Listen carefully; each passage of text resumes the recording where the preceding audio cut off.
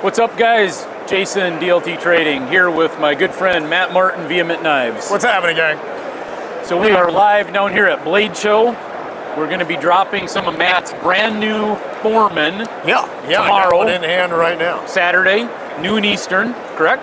Yep. We've got 15 of them down here.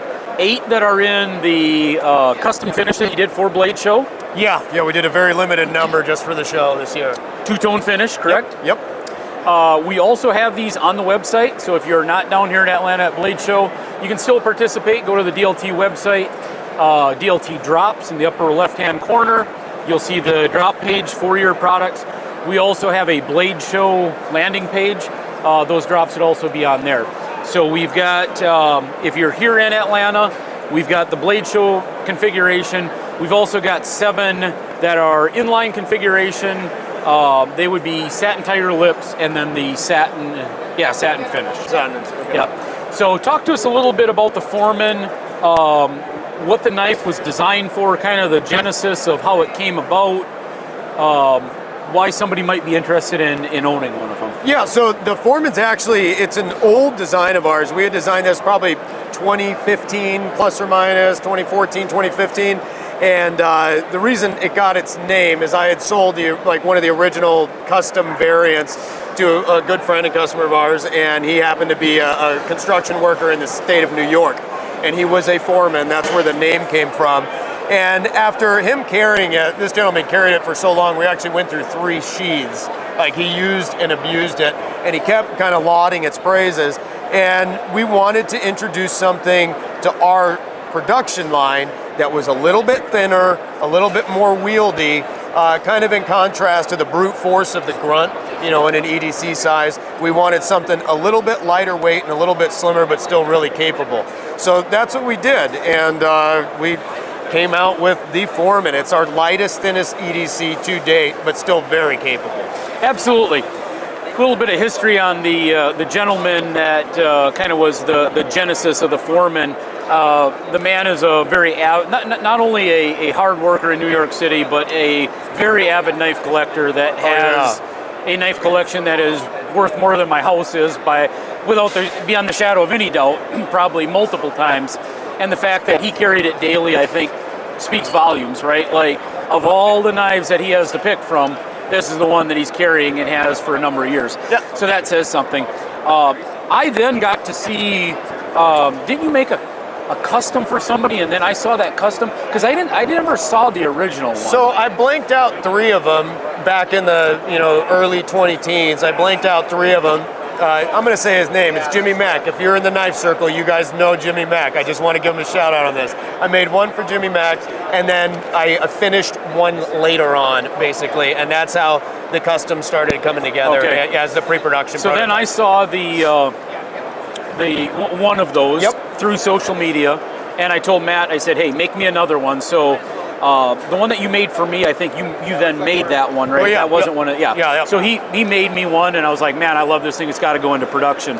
So the things I like about it, nice and slim, easy to EDC, easy to carry, nice price point.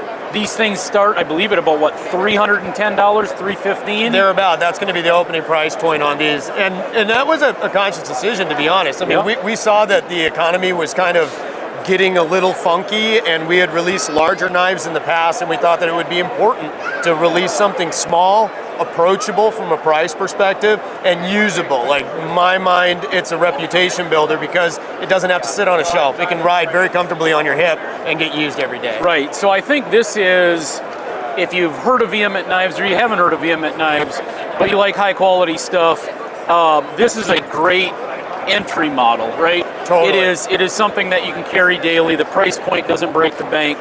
For those of you that don't know, Matt's wife, Jenna, is the sheath maker, so you not only get a world-class knife, you get a world-class sheath. Made in-house, that's right. Or as I like to tell people, because Jenna's so nice, when you buy this awesome sheath, you also get a knife in it. And it's all right, I guess. Yeah. So they're both really, all kidding aside, great quality on both. But I've always said that a really cool, high-quality knife should come with a really awesome sheath. Yours checks that box and really does. Thank you. So some of the smaller things that maybe people that aren't familiar with Vehement Knives, I can feel them, I can see them. Talk about some of the small things maybe that people viewing back at home that can't put their hands on or haven't put their hands on Vehement. What are some of the things that are different? Well, we don't make knives for Instagram. We make knives for users. And so when you hold one of our knives, there's little nuances that we hope that you pick up on and appreciate. For instance, this, even like our finger choil, the forward finger choil on here, on every one of them is radiused and polished. So it's really kind of buttery smooth. We take a lot of time and a lot of effort, well, I take a lot of time and a lot of effort finishing these guys out. So there's no gaps, no protrusions, no shadow boxing. I mean, they're finished as one piece. And it is, we even break, using a 600 grit slack belt, I break the edges up here on the corners so you don't have that razor sharp spine that gives you pressure cuts. So everything needs to be kind of have a positive tactile feel. Like when you hold it, it should be secure but really comfortable. So for me, the one small thing that you touched on, but it's huge, is the rounding. Well, it makes this a difference. thing is so comfortable. And quite honestly, that these are broke slightly, I didn't even know that you did Good. that. Yeah. But it makes sense when I put my thumb there that you don't get that razor sharp. That's right. So those small things that really separate, the men from the boys, but yet you're kind of at a price point at this particular configuration, $360, I believe $310 opening price point, of more pedestrian knives, maybe that are not as refined, right, and don't have quite as many of the touches and little... Well, the maker doesn't have the same neuroses that I have. So, I mean, it's an obsession thing. Like, it's not going to leave until I'm like, hey, this is a little bit elevated. Man, and that is no joke. I literally saw this knucklehead in his shop take a knife that I told him, I'll buy it, because he said it wasn't good enough to sell. I said, I'll buy it, and he threw it in the dumpster in front of me. He wouldn't even sell me the knife.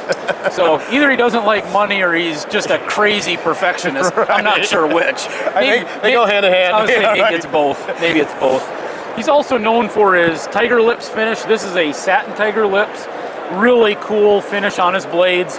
It's become one of your kind of hallmarks, I think, when people see that. It has, yeah, and it was really kind of surprising. I wish the name was more clever. It's just what we called it in the shop, this apocalyptic, tiger stripe finish, but it approximates the Vietnam era tiger stripe, camouflage patterns. Yep. And since we brought this on, we had it exclusively for a number of years, but now a number of other makers have picked it up, which is a huge honor to me. Like, I've taught them all how to do it, and so it was a weird thing that we didn't know was going to take off the way it did, but it's kind of cool, I guess, to be known for one thing in the knife world, I guess. Absolutely, absolutely.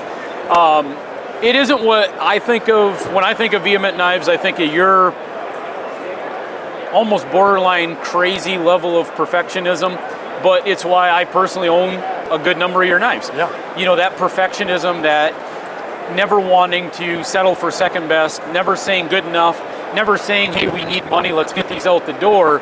It's all about the product first. That's what I think about. And oh yeah, the blade finishes are cool too. But Right. If you're thinking about a Vehement knife, if it's on your radar, the reason that you buy one is the crazy level of attention to detail. Oh, thanks, Jason. So technically, your wording, you say these are midtech knives. These are midtechs, yes. Now, midtechs mean a lot of things to a lot of people. Midtechs to me can mean Jason wants to start his own knife company. I contract Acme Knife Manufacturing to make me quote-unquote midtechs. These knives arrive in big totes. I put them in smaller boxes. Maybe I have sheaths made for them. And I say, Toon Knives are doing these midtechs. Boy, do you have Acme's number? Because I could really go for something easy like that, where I just put it in a box. You got to talk to the Roadrunner or the Coyote. Yeah, right. So that's not how you do things, though, right? And I think it's a conversation that I've had it here at the show already today, and certainly with our online folks back home. They think that that's what you're doing, or maybe these are built and you're just sharpening them, because that's another way that midtechs are done, where they're kind of assembled. You sharpen These are all them. great ideas. Yeah, I mean, it'd be a hell of a lot easier, Right. but I know you wouldn't sleep at night and you wouldn't put your name on it. That's not how you do things. I mean, No. You don't have a shop with a water jet, CNC machines cutting out micarta. Instead, you have a third party that water jets, they do some flat surface grinding. Yep. They cut out your micarta, and then your shop of how many people are putting these together and sharpening them? Well, you're looking at the entire staff right now. That's right. Yeah. So it's people me. Yeah. people sometimes are like, well, if I buy a midtech, how much of that did Matt do? Well, with these Foreman, he did all of it. He's the only guy in the shop, and these are not knives that are pre-built somewhere that he's just sharpening. They are knives that are components, right? Basically, the tubes, for instance, the flared tubes that are through here right now, every one of those is hand turned on a manual lathe that I have from 1981. And so every single one, then it goes through a deburring process, that I have set up, and we take the unfinished components that we receive from our supplier. We put everything together. We apply all the finishes. We face it. It's just me. I'm not gonna lie. I just say we, but yeah, it's just me. I face all the scales, assemble the whole thing, and then it goes through a sharpening process while the girls are making the sheaths upstairs. Yeah. So literally, Matt's DNA is all over these knives. I mean, he is assembling them. He is finishing them. He is sharpening them. Hell, he's probably putting them in the boxes. So. For a quote-unquote mid-tech, they are about as close to a custom as you're going to get. I guess, and I mean, these are hand-assembled, hand-finished knives, and by the maker and designer. It's the only way that we can bridge the gap between our, natural supply issues of like a full 100% sole authorship knife and the time that takes and the money that it would cost to be able to put something out at a reasonable volume. I mean, there's not tens of thousands of these in the world, but at a reasonable volume for our humble shop, we can put out enough at a reasonable price so that people can get their first Vehement experience or maybe their 11th Vehement experience and have something that they can enjoy and use, leaving me time to make investment grade knives on the bench. The way I look at it, a good friend of both of ours, Les George, I'm going to paraphrase because I don't remember exactly how Les put it, but a customer had challenged him a little bit on making his folders that he's employing a CNC mill, he's employing a water jet, he's using these high dollar tools to help make his folders, and that he should be making them with a bandsaw, cutting out blades with a bandsaw, hand grinding everything on a slat belt grinder. And we all know Les is a super talented knife maker, one of my favorites. And Les's reply was, I could do that for you.